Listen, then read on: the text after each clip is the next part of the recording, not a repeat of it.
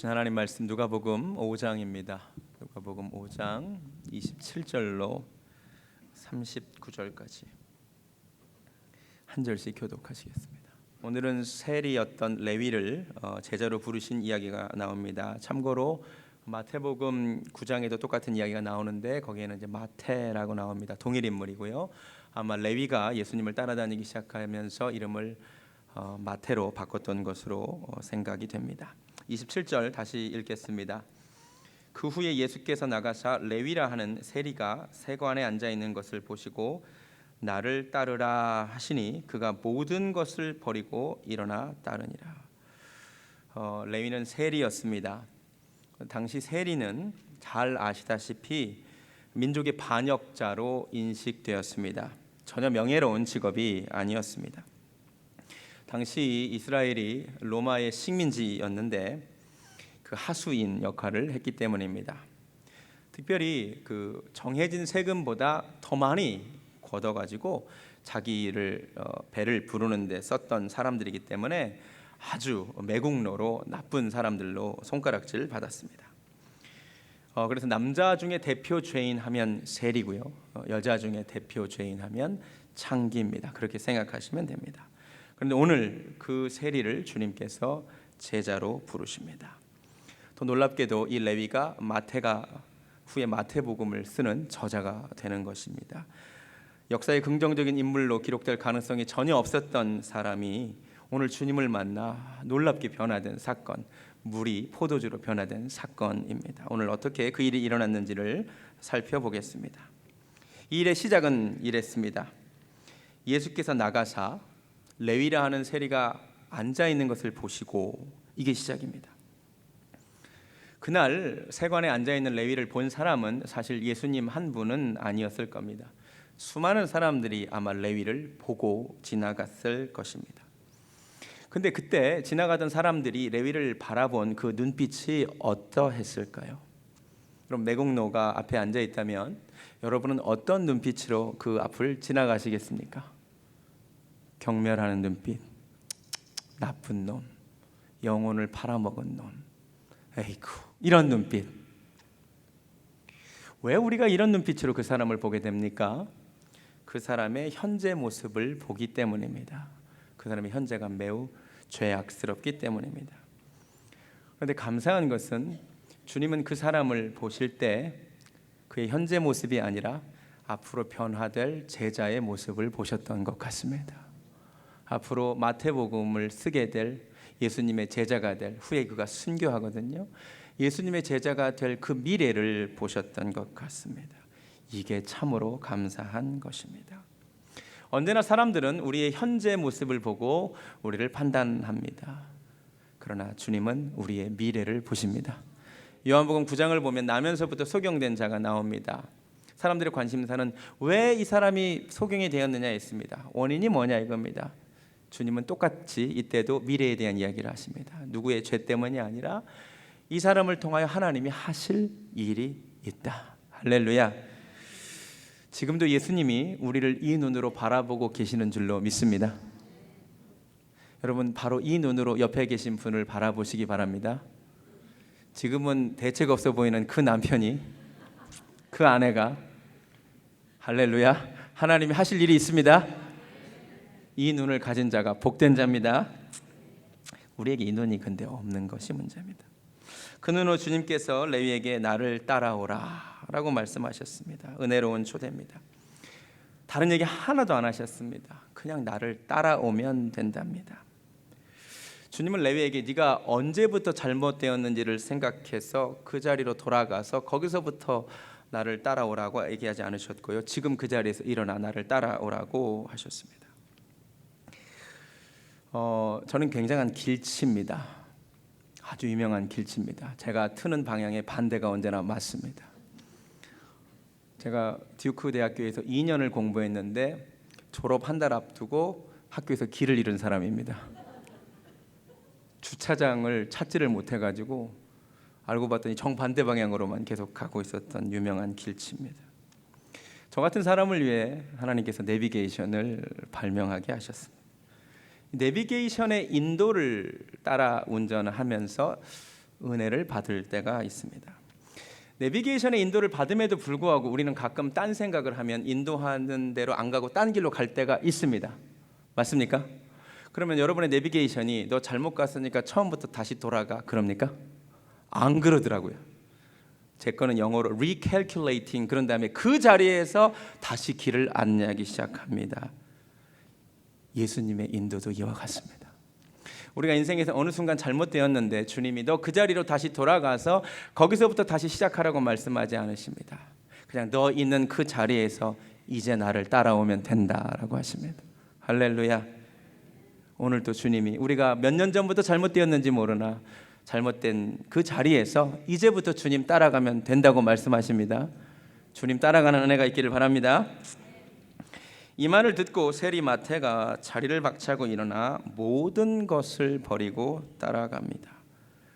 이전에도 모든 것을 버리고 따라간 제자가 한 명 있기는 했습니다. 누구였죠? 베드로도 모든 것을 버리고 따라갔습니다. 굳이 비교하면 베드로의 결단보다 이 세리 레위 마태의 결단이 훨씬 더 대단합니다. 굳이 비교하면. 왜 그러냐면 우리 베드로 형님이야 뭐 나중에 다시 돌아가면 그만이죠. 그거 뭐 고기 잡는 거 뭐 라이센스 필요한 것도 아니고, 실제로 부활하신 주님이 다시 고기 잡으러 간 베드로 만나시잖아요. 언제든지 다시 돌아갈 수 있는 거죠. 세리는 국가공무원입니다. 그거 사표 쓰고 나가면 다시 들어가기 어렵습니다. 그죠? 대단한 결단을 한 것입니다. 모든 것을 버립니다. 그 돈 많이 버는 직업이라 그랬잖아요. 자, 우리 아까 1부 때도 제가 이렇게 물었는데 2부 때 솔직한 답변을 부탁드립니다. 솔직하셔야 됩니다. 하나님은 아시기 때문에 솔직하게 답하셔야 됩니다. 자, 예수님이 부르시자 그의 직업, 그 많은 돈을 벌 수 있는 그 직업을 버리고 예수님을 따라가는 이 레위의 모습이 멋있습니까? 아깝습니까? 우리 솔직히 우리 하나님 앞에 한번 솔직해 봅시다. 할렐루야. 아깝지는 않습니까? 그렇군요. 저는 좀 아깝더라고요. 최근에 헌금송이 바뀌었지만 예전에 우리가 헌금을 드리면서 이런 찬양을 불렀습니다. 내게 있는 모든 것을 아낌없이 드리네. 우리 솔직히 그 찬송 부를 때 거부감 혹시 안 드셨습니까? 하나님 앞에 좀 솔직합시다. 우리 왜 모든 것을 또 아낌없이 드려야 돼? 안 아까우셨습니까? 이런 신앙이 좋으신 분들 앞에서 설교하기 어렵네요.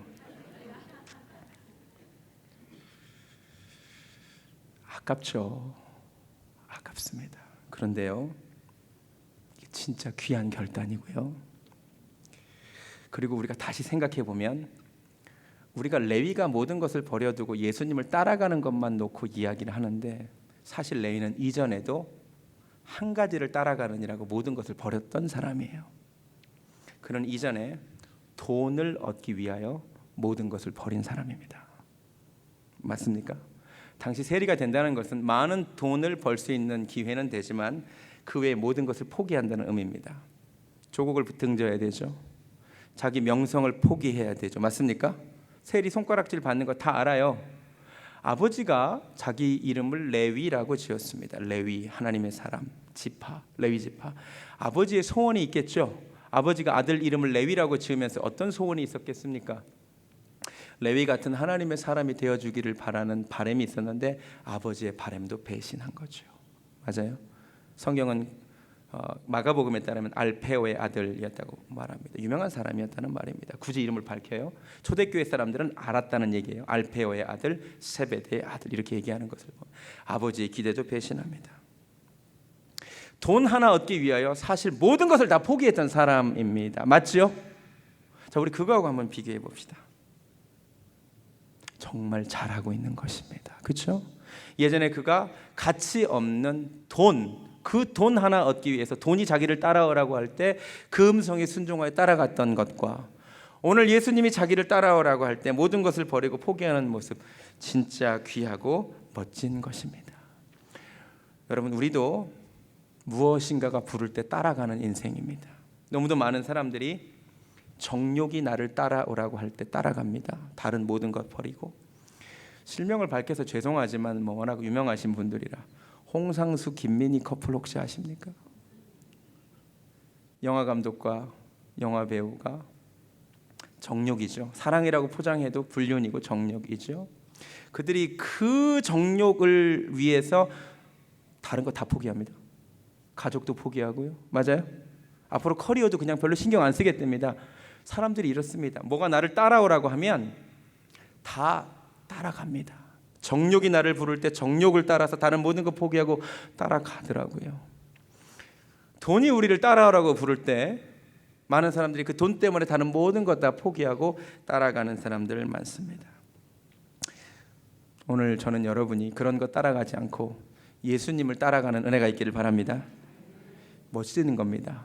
가치 없는 것이 나를 부르고 따라갈 때 그걸 위하여 모든 걸 포기하는 삶보다 가치 있는 예수님이 나를 따라오라고 할 때 그분을 위하여 다른 것 다 포기하는 삶은 정말 멋진 것입니다. 할렐루야. 레위의 이야기는 사실 제 이야기이기도 합니다. 저도 인생에 언젠가 성공이 손짓할 때 따라갔던 사람입니다. 제가 어렸을 때부터 하나님의 종이 되겠다고 했던 사람이 갑자기 세상에서의 성공이 부러워 보였습니다.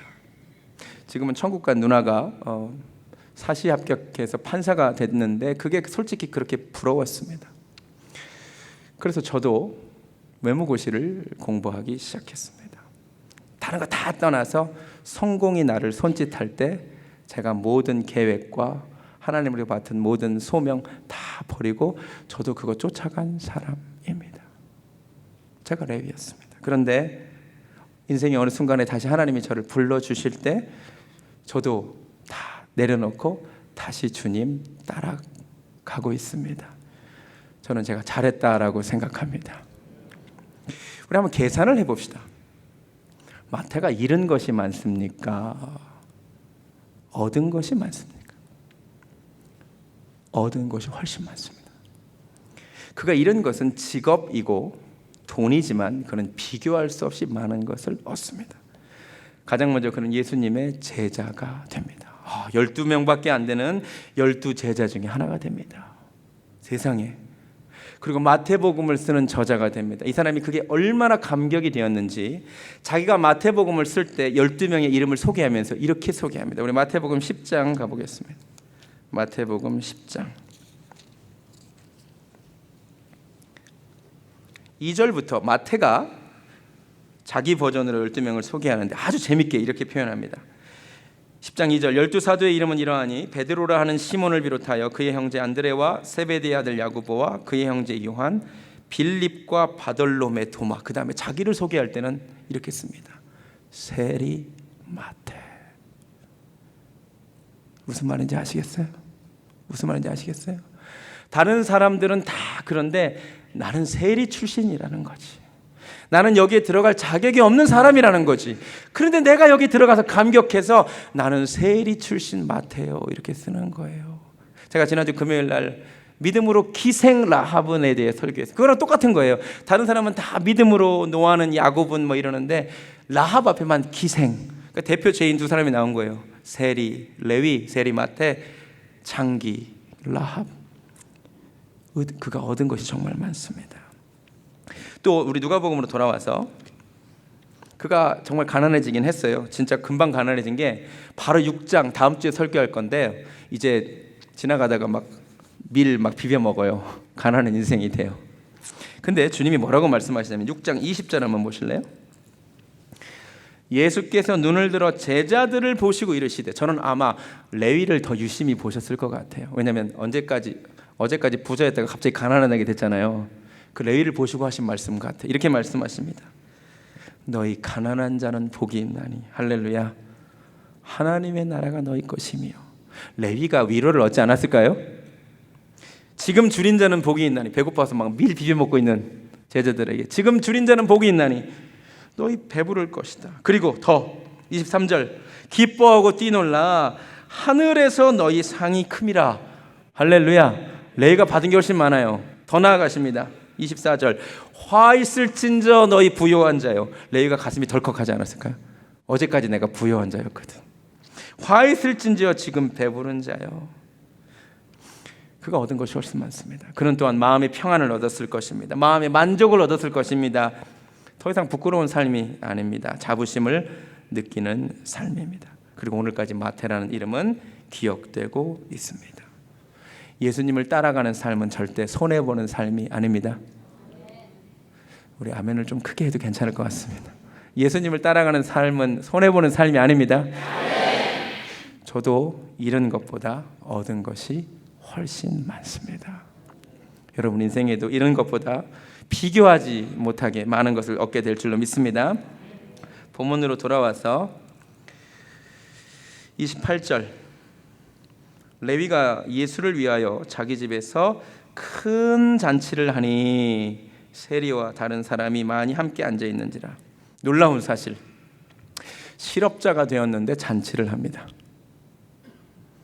놀랍습니다. 이 잔치에 많은 의미가 있습니다. 첫 번째, 성경에 따르면 죄인 하나가 회개하면 하늘나라에서 잔치가 열린답니다. 그 모형입니다. 근데 더 중요한 것, 여러분, 큰 잔치를 열었다는 말은 다시 말하면 많은 돈을 썼다는 얘기입니다. 맞습니까? 맞아요? 여러분, 사람 초대해서 사람 수십 명 한번 초대해 보세요. 돈 많이 듭니다. 그러니까 레위는 이날 돈을 많이 씁니다. 이게 왜 중요한지 아십니까? 그동안 레위는 돈을 주인으로 섬기고 살았습니다. 돈의 노예였습니다. 돈 때문에 모든 것을 포기했던 사람입니다. 그런데 오늘 예수님을 따르기로 선택한 이유, 성경에 분명히 예수를 위하여 잔치 열었다고 했습니다. 자기 돈을 주님을 위하여 잔치하는 데 씁니다. 돈을 돈의 자리로 돌려놓습니다. 돈이 주님을 위하여 쓰이는 도구의 자리로 돌아갑니다. 제 말이 이해가 되십니까? 제 말이 이해가 되세요? 이 잔치에 어떤 의미가 있냐면, 그동안은 돈을 섬기고 돈에 쩔쩔매고 돈이 우상이었는데 그 돈을 이제 주님을 위하여 마음껏 쓸 수 있는 존재가 됐다는 거죠. 돈을 제자리에 갖다 놨다니까요. 여러분, 돈이 물론 무엇입니까? 여러분, 돈은 과연 무엇입니까? 돈은 쓰여지는 것입니다. 마음에 안 드십니까? 모아야 됩니까? 역시 여러분, 돈은 쓸 때 의미를 갖는 게 돈입니다. 여러분, 돈이 일종의 저는 은사라고 생각하는데, 하나님 나라를 위하여 쓰임 받는 것보다 저는 귀한 게 없다라고 생각합니다. 할렐루야. 여러분, 헌금에는 영성이 있습니다. 성경에 사람이 두 주인을 섬길 수 없다라고 말합니다. 아주 무서운 얘기입니다. 하나님을 섬기든지 돈을 섬기든지. 헌금 아무나 못합니다. 헌금에 어떤 의미가 있냐면, 다른 사람은 섬기는 대상인 그 돈을 끌어다가 하나님께 바친다는 의미가 있습니다. 이 신앙 고백입니다. 아무나 못합니다. 저는 여러분이 교회에서 목사님이 헌금 설교하면 거부감 든다는 얘기를 안 하셨으면 좋겠습니다. 왜 그게 거부감이 됩니까? 돈을 돈 되게 하라는 것입니다. 돈을 섬기고 살지 말라는 것입니다. 하나님께 드리고 사시기 바랍니다. 가치 있는 삶입니다. 레위가 드디어 돈에서 자유함을 얻은 것입니다. 돈을 돈 되게 한 것입니다. 돈을 제자리에 돌려놓는 은혜가 있기를 주님의 이름으로 축원합니다. 레위가 초대한 사람들을 보니까 세리와 다른 죄인들이 많이 있습니다. 큰 잔치를 벌여 사람들을 초대했는데 초대된 사람들이 다 누구냐면 세리와 죄인입니다. 왜 그랬을까요? 친구가 그거밖에 없었으니까. 올 친구가 그 친구들밖에 없었으니까. 그런데 왜 레위는 굳이 예수님을 위한 잔치를 하면서 그 많은 친구들을 초대했을까요? 예수를 위한 잔치라고 했습니다. 레위의 마음에 분명히 내가 만난 예수님을 내 친구들에게 소개하고 싶은 마음이 있었을 것입니다. 그렇죠? 많이 먹고 마시고 끝내자가 아니었겠죠. 내가 만난 예수님 소개하고 싶은 마음에 그 세리와 죄인들을 초대한 것입니다. 이 말을 뒤집어 보겠습니다. 레위가 초대할 수 있는 사람들은 세리 친구들밖에 없었습니다. 슬픈 게 아닙니다. 이 말을 뒤집어 말하면 오직 레위만이 그들에게 복음을 전할 수 있습니다. 이해가 되세요? 레위만이 세리 친구들에게 복음을 전하는 도구가 됩니다. 여러분, 우리는 모든 사람에게 영향력을 미칠 수 없습니다. 사람들이 영향을 미칠 수 있는 대상은 한정되어 있습니다. 과학자에게 누가 전도를 할 수 있을 것 같습니까? 과학자 친구가 전도하는 것입니다. 여러분, 연예인들에게 누가 전도를 하면 잘 될 것 같습니까? 먼저 믿은 연예인들이 전도해야 그게 전도가 되는 것입니다. 깨달아지세요? 여러분, 각자 삶의 자리에 하나님이 두게 하신 자리가 있습니다. 왜? 여러분만이 영향을 미칠 수 있는 사람들이 있기 때문입니다. 주님이 여러분을 먼저 부르실 때 주님은 여러분을 통하여 여러분이 영향을 미칠 수 있는 다른 사람들도 함께 부르기를 원하십니다. 할렐루야. 정말이에요. 여러분은 모든 사람에게 영향을 미칠 수는 없어요. 세리는 세리에게 영향을 미칩니다. 여러분 학교에 계십니까? 학교에 있는 친구들과 선생님들에게 영향을 미칠 수 있는 것입니다. 일을 하십니까? 일터에서 여러분의 영향을 미칠 수 있는 사람들이 있습니다. 그 자리가 사명 자리임을 깨달으시기 바랍니다. 또 하나의 기적이 있습니다. 오늘 세리 마태를 부르신 사건은 그 자체만으로도 놀라운 기적이지만 우리 눈에 드러나지 않은 또 하나의 기적이 오늘 벌어집니다. 무슨 기적이냐? 당시 이스라엘은 로마 식민지였다고 말씀을 드렸습니다. 세리 마태는 그 로마의 하수인이었습니다. 우리나라도 일제시대를 겪었습니다. 우리 또 친일파가 있었습니다. 그런데 독립군도 있었습니다. 마찬가지입니다. 당시 무장 독립투쟁하던 독립군도 있었습니다. 그들이 누군지 아십니까? 열심당원입니다. 들어보셨어요?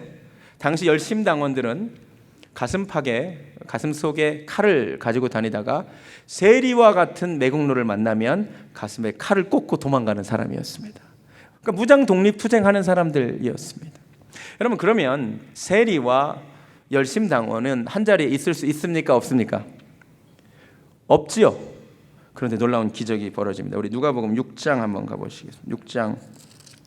누가복음 6장에 다시 예수님의 12제자 명단이 나옵니다. 제가 읽어드리겠습니다.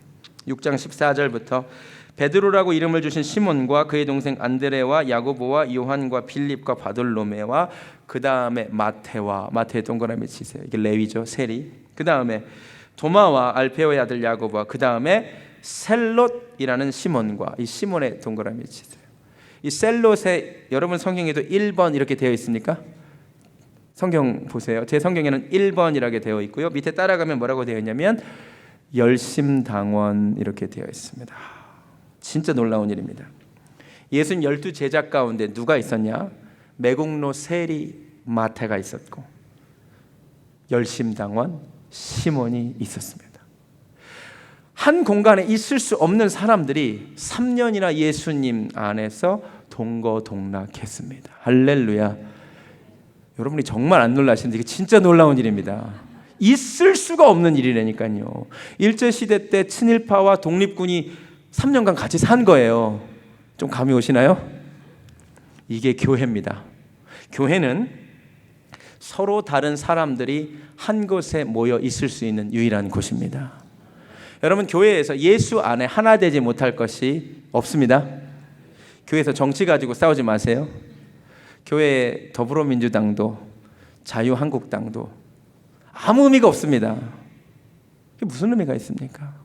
여러분, 정치 너무 좋아하지 마세요. 그 상대적으로 조금 낫고 조금 덜할 뿐이지 선한 것이 없습니다. 예수 안에 우리가 그런 정치적인 것 때문에 서로 싸우고 그런 일이 없기를 주님의 이름으로 축원합니다.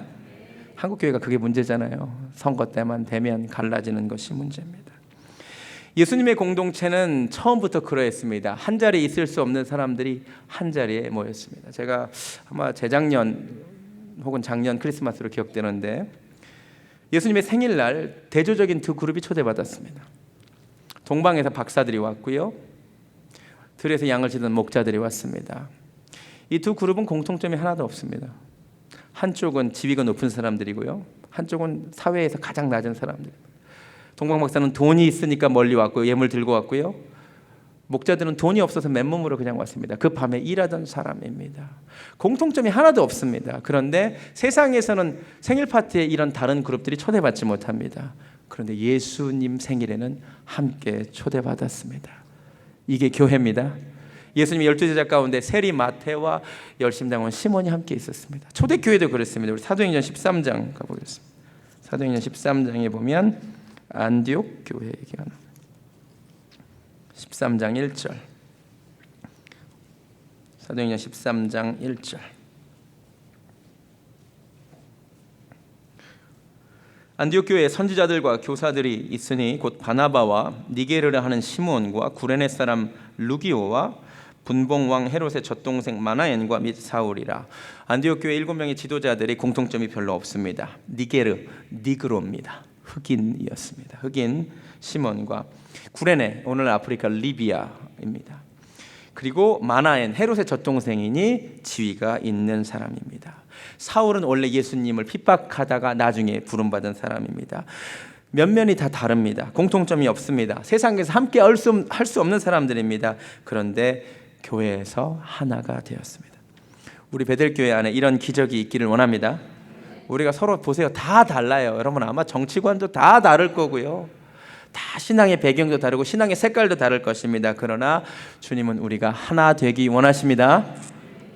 마지막으로 한 가지만 말씀드리고 설교를 마칩니다. 누가복음으로 돌아와서 오늘도 어김없이 이 은혜로운 가운데 이상한 사람들이 등장합니다. 이상한 마음을 가진 분들이 등장합니다.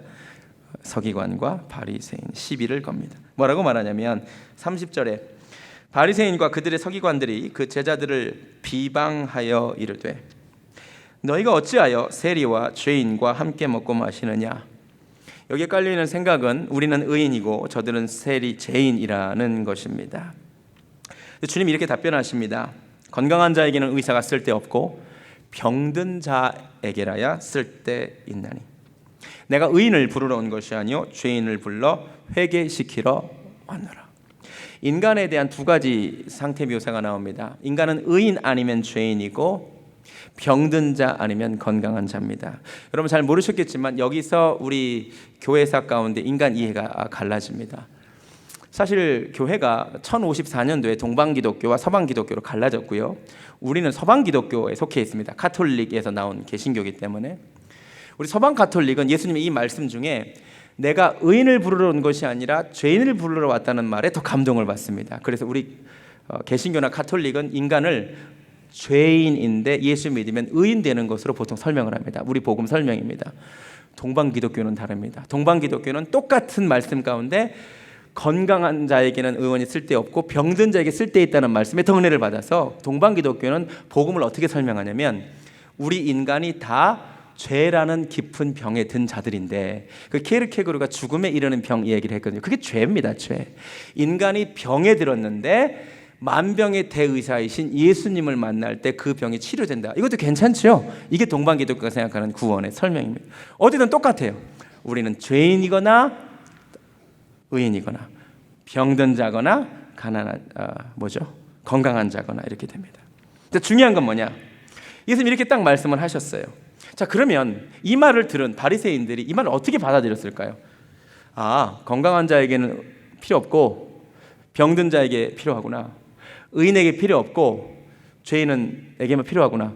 그러면 저 죄인과 같은 세리들에게는 필요하고 우리 같은 의인들은 필요 없겠구나. 이렇게 이해했겠죠.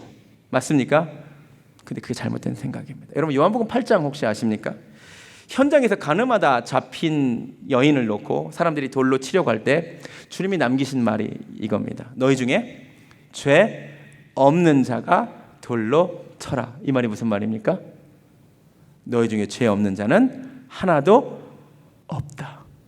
로마서에서는 말합니다. 의인은 없나니 하나도 없다. 그렇다면 오늘 주님의 의도는 무엇이겠습니까? 바리새인들은 이렇게 생각했습니다. 아, 저 죄인들, 저 세리들, 저 사람들이 불러서 회개할 필요가 있겠지. 아니요, 주님의 의도는 그게 아니었습니다. 너희도 죄인이라는 겁니다. 여러분 그날 주님의 부르심이 세리 레위만을 향한 것이 아니었습니다. 내가 죄인을 불러 회개시키러 왔노라. 여기에 서기관과 바리새인들도 사실 포함되어 있습니다. 다 죄인입니다. 차이가 있다면 드러난 죄인, 드러나지 않은 죄인. 내가 죄인임을 인정하는 죄인, 내가 죄인인지도 모르고 의인인지를 아는 사람, 이 차이가 있을 뿐이지 다 죄인입니다. 제가 왜 이 말씀을 드립니까? 오늘 말씀을 들으면서 여러분이 오해하지 않기를 바랍니다. 아, 주님이 죄인들을 부르고 계시는구나.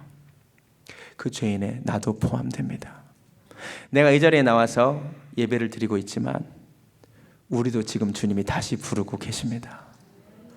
주님은 여전히 여러분을 다시 주님께로 불러서 죄인을 불러 회개시키기를 원하십니다.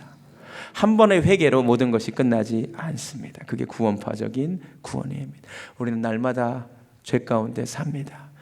주님이 다시 여러분도, 누구나 다 죄인이라고 인정하는 그 사람들 말고도 저와 여러분도 다시 부르사 회개시키기를 원하십니다. 주님의 그 부르심에 순종하여 회개하는 은혜가 있기를 원합니다. 찬양하겠습니다. 예수가 우리를 부르는 소리, 그 음성 부드러. 나를 부르십니다. 그들을 부르시는 것도 있지만 이 시간 주님이 우리를 다시 부르십니다. 회개하라고, 주님께 나오라고 말씀하십니다.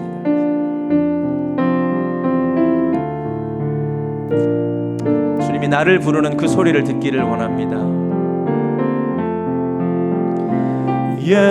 예수가 우리를 부르는 소리, 그 음성 부드러워.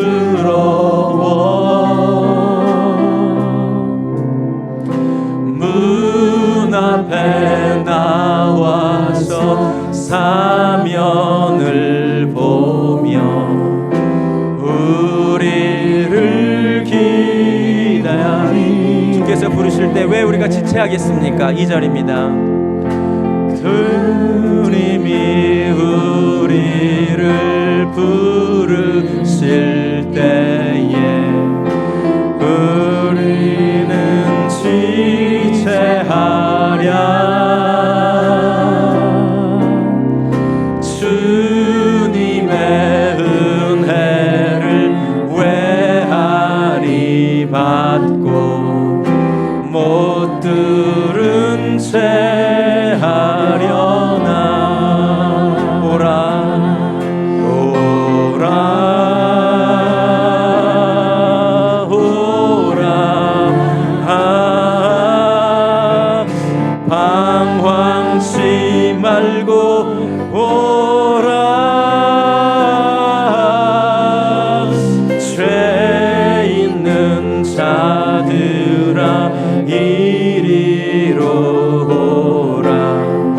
주 예수 앞에 오라. 우리 다 같이 눈을 감습니다. 주님 감사합니다. 오늘 또 기록된 말씀을 통하여 주님의 음성을 듣습니다. 레위를 보시고 그의 현재가 아닌 그의 미래를 보신 주님, 오늘도 우리가 사람들을 대할 때 이 눈으로 바라보게 하여 주시옵소서. 다른 우상을 따라가던 인생입니다. 돈을 따라가던 인생, 돈 때문에 다른 모든 것을 포기했던 인생입니다. 그런데 그가 오늘 예수를 만나고 돈을 제자리에 가져다 둡니다. 우리 중에 돈을 따라가며 사는 인생이 많습니다. 주님, 돈을 제자리에 두는 은혜가 있게 하여 주시옵소서.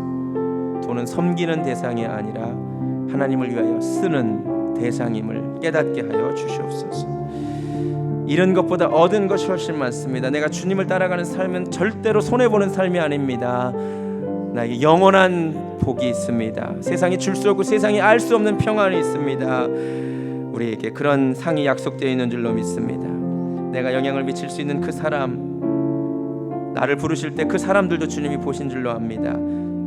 어쩌면 그들을 위해 내가 먼저 부르심을 받았는지도 모릅니다. 그 사명 감당하게 하시고, 서로 다른 사람들이 모여 있지만 하나 되게 하시고, 특별히 드러난 죄인과 드러나지 않은 죄인이 있을 뿐입니다.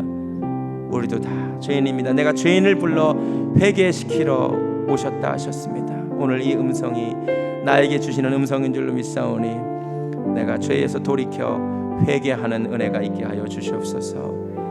이제는 죄인을 불러 회개시키시는 우리 주 예수 그리스도의 은혜와 우리가 헛된 것을 따라가지 않기를 원하시는 하나님 아버지의 극진하신 사랑과 성령님의 역사하심이 오늘 말씀을 통해 정말로 주님을 따라가기를 소원하는 사랑하는 베델교회 성도님들 머리 위에 지금부터 영원까지 함께 하시기를 간절히 축원하옵나이다.